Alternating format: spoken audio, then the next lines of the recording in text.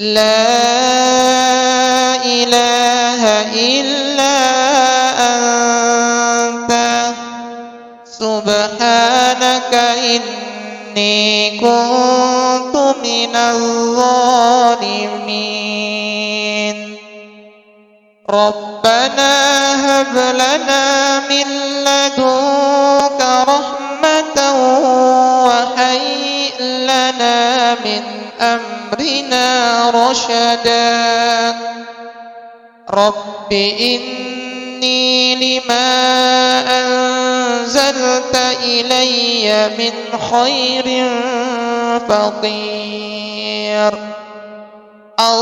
اللهم أكفني بحلالك عن حرامك وأغنني بفضلك عمن سواك اللهم افتح لي أبواب رزقك وبارك لي فيما رزقتني اللهم اجعل غناي في نفسي وبارك لي فيما رزقتني